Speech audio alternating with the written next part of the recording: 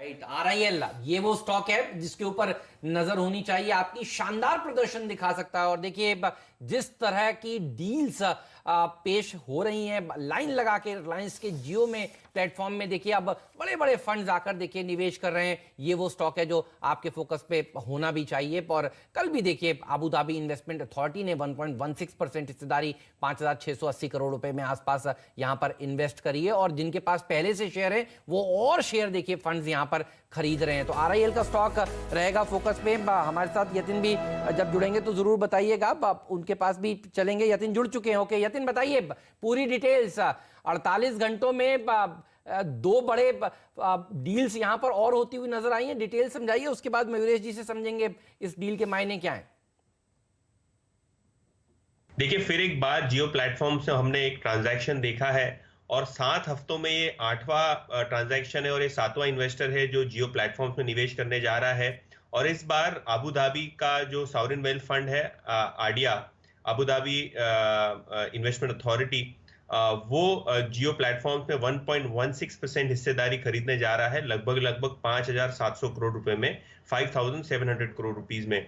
और ये कहीं ना कहीं जो इन्वेस्टमेंट आ रहा है आडिया का, ये जियो का जो मिशन है डिजिटल इंडिया बिल्ड करने का, उस मिशन को स्ट्रेंथन करता है। और कुल मिला के ये जो ट्रांजैक्शन है इसको मिला के जियो प्लेटफॉर्म्स में लगभग अपनी 20% के ऊपर की हिस्सेदारी काफी सारे इन्वेस्टर्स को बेची है। और कुल मिला के 98,000 करोड़ रुपीस के आसपास का फॉरेन इन्वेस्टमेंट जो है जियो प्लेटफॉर्म्स में आ चुका है। इसके पहले हमने देखा था कि Facebook, Silver Lake Partners, KKR, General Atlantic, इन सभी दिग्गज इन्वेस्टर्स ने जो कि टेक्नोलॉजी फंड्स हैं, इनमें से कई प्राइवेट इक्विटी इन्वेस्टर्स हैं, और अभी लंबी अवधि के लिए इन्वेस्टमेंट करने के लिए मुबादला और अबू धाबी इन्वेस्टमेंट अथॉरिटी जैसे सॉवरेन वेल्थ फंड्स भी जियो प्लेटफॉर्म्स के साथ जुड़ चुके हैं। और जैसे कि मैंने पहले बताया, एक बार फिर बता देता हूं, अभी अबू धाबी इन्वेस्टमेंट अथॉरिटी ने जो लेटेस्ट ट्रांजैक्शन हुआ जियो प्लेटफॉर्म में 1.16% स्टेक खरीदने जा रहे हैं वो लोग 5,700 करोड़ रुपए के आसपास जियो प्लेटफॉर्म्स में। और जियो प्लेटफॉर्म्स की जो एंटरप्राइज वैल्यू है वो इस ट्रांजैक्शन के बाद लगभग 5.2 लाख करोड़ रुपए के आसपास हो सकती है। तो सक्सेसफुली 7वें हफ्ते में 8वां ट्रांजैक्शन हमने आता हुआ देखा है जियो प्लेटफॉर्म्स में। जी हाँ, और आप कह सकते हैं कि रिलायंस के जियो प्लेटफॉर्म ने वाकई में वर्क फ्रॉम होम करके एक बहुत बड़ी डील अपने लिए स्ट्राइक कर ली है। कुल 21% हिस्सेदारी 97,000 करोड़ से ज्यादा में कंपनी ने पिछले 7 हफ्तों में बेची है। और ये एक सिग्निफिकेंस है क्योंकि देखिए डिजिटल इंडिया पर लोग बेट कर रहे हैं। और खास बात ये कि पहले private equity players, venture capitalist की ओर से दाव लगा था। ऑफकोर्स फेसबुक पहली कंपनी थी जिन्होंने हिस्सेदारी ली, लेकिन अब सॉवरेन फंड्स, दुबई की, अबू धाबी की सरकार का पैसा भी अब लगता हुआ दिखाई देने लगा है। Mayuresh, good morning. एक एक्साइटिंग वीकेंड रही है, बड़ी न्यूज फ्लोज के साथ रिलायंस इंडस्ट्रीज फिर फोकस में। आप कैसे अप्रोच करेंगे, क्योंकि स्टॉक जो है निरंतर तेजी दिखा रहा है और इसने, आप कह सकते हैं, पिछले 7 हफ्तों में निफ्टी को डेफिनेटली आउट परफॉर्म किया है। मॉर्निंग हर्षदा जी, मॉर्निंग हेमंत जी, मॉर्निंग दोनों राजेश जी और वीरू जी। नहीं, मेरे ख्याल से आई थिंक जैसे ये डील्स हो रही है, आई थिंक आश्चर्य नहीं होगा कि आई थिंक जो नेट डेट फ्री का स्टेटस हम एंड ऑफ द ईयर देख रहे थे वो शायद 3 या 6 महीने पहले दिखाया जाए। तो जितनी कैपिटल इन्होंने रेज की है, जितनी डेट स्टैंड अलोन जियो के बुक्स पे थी और जो ओवरऑल डेट रिलायंस के बुक्स पे आई थिंक वो सारी की सारी कम होते जाएंगी with this money flowing in. दूसरा, आई थिंक जियो के स्टैंड अलोन बुक्स पे जितनी भी डेट थी, जो हम एक्सपेक्ट कर सकते हैं in terms of free cash flows, I think that will improve significantly. तो जो पहले 4 डील्स हुई थी, मैं जो एक नंबर्स कल वर्क कर रहा था, I think free cash flows should now be in excess of 30,000 crore minimum for the Jio business on a stand alone basis. जो इंटरेस्ट कॉस्ट सेविंग होगी वो जबरदस्त होगी, क्योंकि I think Jio stand alone basis पे शायद डेट फ्री हो जाए, जिसकी वजह से ROCs will actually double from the current level.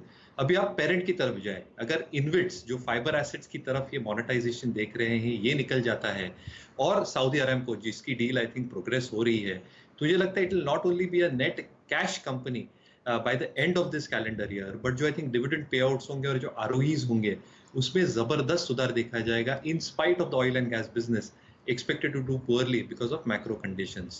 तो all in all, I think सारी चीजें यही दर्शा रही है कि I think the stock is in tremendous earnings uptrend और जो business lines में है, I think बहुत चुनिंदा जो मुकेश भाई ने किए हैं from oil to consumer, I think that is working fantastically well. जो investors के पास से बने रहे, नए इन्वेस्टर्स बिल्कुल इस स्टॉक की तरफ देख सकते हैं। मैं बहुत पॉजिटिव रहूंगा इस स्टॉक पे अगले 12 से 24 महीने। बिल्कुल, तो देखिए अब आपको पालविया साहब ने बताया, आपकी उनकी तेजी करने की राय है। हमारे फंडामेंटल एक्सपर्ट कह रहे हैं कि यहाँ पर खरीदारी करिए। और देखिए जिस दिन से नतीजे आए हैं और वो स्टेटमेंट आया था कि कंपनी डेट फ्री होना चाहती है मार्च 21 से पहले, अब होप ये हो रही है जिस स्पीड से इन्वेस्टर्स आ रहे हैं लाइन लगाकर, ये पहले ही समय से पहले डेट फ्री हो जाएगी, तो एक और बड़ी रेटिंग यहाँ पर देखने को मिलेगी। मुकेश अंबानी साहब ने इस डील पर ये कहा है कि वो काफ़ी खुश हैं और जिस तरह से 4 डेकेड पुराना ये देखिए इन्वेस्टर हैं जिन्होंने भारत में भरोसा दिखाया है इस कंपनी में निवेश करके, ये दिखाता है कि हमारे डिजिटल स्टोरी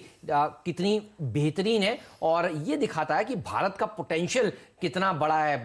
आडिया फंड की तरफ से भी देखिए जो स्टेटमेंट आया है वो भी यही कह रहे हैं कि भारत बहुत ही शानदार देश है और यहाँ पर डिजिटल रिवॉल्यूशन जो हो रहा है जियो प्लेटफॉर्म पर उनको काफ़ी भरोसा है। तो ये लॉन्ग टर्म फंड्स हैं जो कि देखिए भारत में आते हुए नजर आ रहे हैं। तो आरआईएल के स्टॉक पर तो आज साफ तौर पर नजर होगी ही और गजब की रैली यहां पर देखने को मिलने वाली है। तो रिलायंस इंडस्ट्रीज ये आज फिर से देखिए फर्स्ट सुबह सवेरे भारतीय बाजारों की मदद करेगा। जी हाँ, तो ये तो रेडार पर रहेगा ही, लेकिन साथ ही कुछ और स्टॉक्स भी आज रेडार पर रहेंगे। और आशीष बस तैयारी हो रही है बताने के लिए कि किन किन स्टॉक्स पे आज फोकस रहने वाला है और कहां पर ज्यादा पोटेंशियल फिर तेजी का बनता हुआ दिखाई दे रहा है। आप देखिए स्क्रीन पर कुछ और ग्राफिक्स दिख रहे हैं कि जियो और बाकी ग्लोबल प्लेयर्स की तुलना में कौन कहां खड़ा है। मयूरेश, मैं आपसे एक एंसिलरी सवाल पूछने वाली हूं। देखिए इस समय पूरा फोकस है जियो प्लेटफॉर्म को लेकर और लोग भारत के डिजिटल सपने को पूरा करने के लिए रिलायंस का साथ दे रहे हैं, लेकिन साथ ही क्या आपको लग रहा है जो रब ऑफ इफेक्ट बाकी टेलीकॉम कंपनियों पर आ रहा है, क्योंकि आपने याद किया होगा कि 2 बड़ी दिग्गज कंपनियों टेक कंपनियों के नाम आए थे, भले ही दोनों कंपनियों ने खंडन किया है, एयरटेल का अमेजॉन के साथ और गूगल का वोडाफोन के साथ, और लोगों ने वहां पर अभी भी होप रखी है कि शायद कुछ इस तरह के सौदे बनते दिखाई देंगे। इस समय टेलीकॉम में ट्रेड क्या सोनली रिलायंस जियो का होना चाहिए एज अगेंस्ट द अदर 2?